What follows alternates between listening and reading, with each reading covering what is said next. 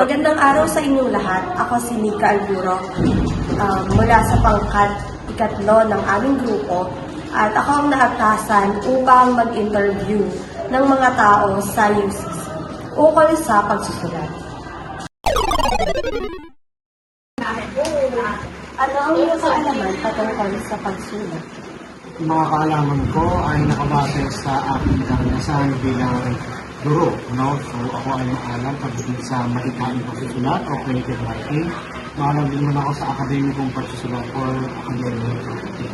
Yan, mostly sa mga thesis writing o thesis writing. Pero ako ay nagkaratsin din naman sa pagtutulong ng paano magsulat, paano magsulat ng kwento, mga ganyan. Ano ang iyong kaalaman patungkol sa pagsulat? Ang kaalaman ko patungkol sa pagsulat ay marami sapagkat ako ay isang estudyante at bilang isang estudyante napakahalaga ng pagsulat sapagkat ito ay ating ginagamit sa pang-araw-araw nating pamumuhay. Hindi lang bilang estudyante kundi pati sa ating mga trabaho, bilang isang asawa or anak, kailangan nating matutong sumulat sapagkat ito ay isa sa ating pagkakakilanlan at isang way ito ng komunikasyon. Ano ang iyong kaalaman patungkol sa pagsulat? Ang pagsulat ay isang anyo ng komunikasyon na kung saan nakalaan o nakalagay yung idea ng tao na sinasalin sa titik.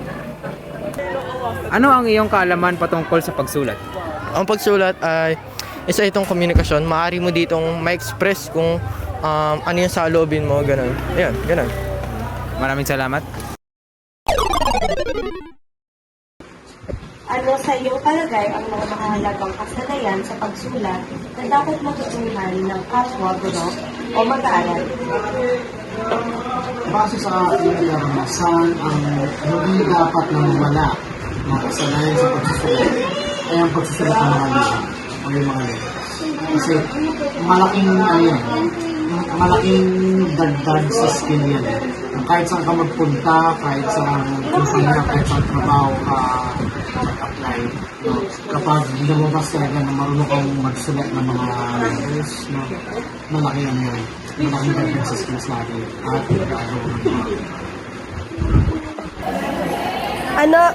Ano sa iyong palagay ang mahahalagang kasanayan sa pagsulat na dapat matutunan ng iyong kapwa, guro or mag-aaral?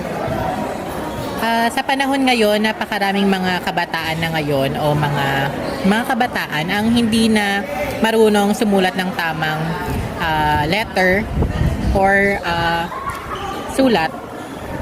Kagaya na lang mga excuse letters, o kaya mga promissory notes and everything.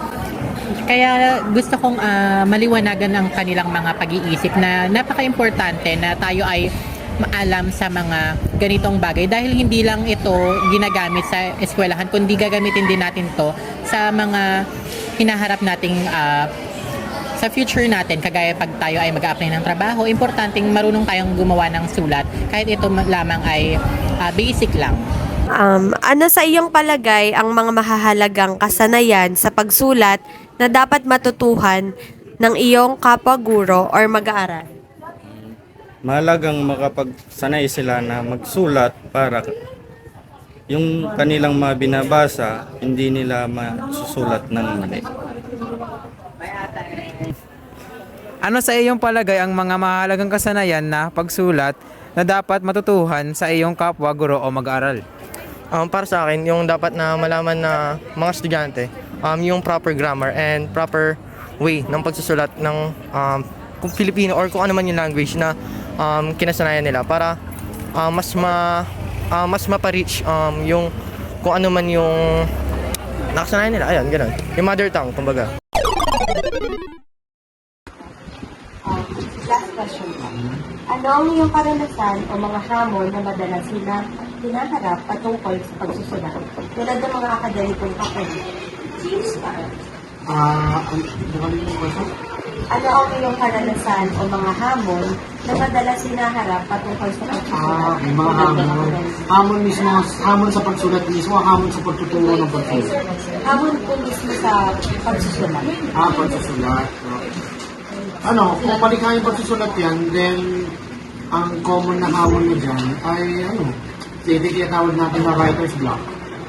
Sabihin natin, buong-buo na yung ideya or konsepto sa isip mo, pero kapag sinubukan mo na siyang ilapat sa papel, pag-ulit ka, parang bigla na lahat mawawala. Ano pa, dyan, papasok na rin dyan yung sabihin, pagkaboryo, pagkaparan, tapos ay magagawin kayo na malapit na yung deadline, doon ka bilang magkakaroon ng idea, motivation pa, So, dyan na papasok rin naman yung minsan doon, 24 hours ka walang tulog, kasi pipilitin mo matapos yung piece mo para umabot na sa Thank you po. Ano ang iyong karanasan o mga hamon na madalas hinaharap patungkol sa pagsusulat tulad ng mga akademikong papel? Siguro para sa akin, ang isa sa mga kinakaharap kong problema sa pagsusulat ay yung kakulangan sa impormasyon. Sapagkat kapag kulang ang impormasyon mo, hindi mo magagawa ng tama o mabibigyan ng ma-justify yung mga sinusulat mo kung kulang yung impormasyon mo.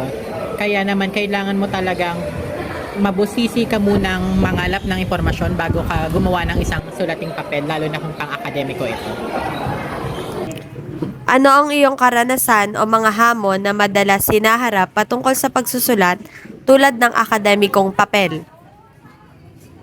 Painggil naman sa amin, ang hamon na lagi namin ginagawa sa pagsusulat ay mga incident report, daily recording, monitoring para malaman natin na kung anong nangyayari. May sulat din. Ano po yung mga may hirap na part dun sa ginagawa niyo po na sa pagsusulat po? Ano po yung nai-experience niyo? Na-experience namin is bilang security is incident report, spot report na naka on the spot reporting siya. Panghuling tanong, ano ang iyong karanasan o mga hamon na madalas hinaharap patungkol sa pagsusulat? Tulad ng mga akademong papel. So ayun nga no, since we live in a country na more on Filipino and English, so mas ang tawag dito, mas sanay tayo sa Taglish, kumbaga. Ayun, hindi tayo fluent sa isang language lang. So ayun, mahirap siya katulad ng sa paggawa ng akademikong papel kasi nga it requires one language lang na ginagamit, no. And yung ayun nga, yung proper grammar din. So yun, mahirap siya. At saka yung sources sa akademikong papel, gaya ng research, mahirap humanap ng sources kasi nga yung mga local literature, ayun, mahirap din yun. Yun. Muli, ako si Justin Genesis Lederon mula sa Pangkat 3.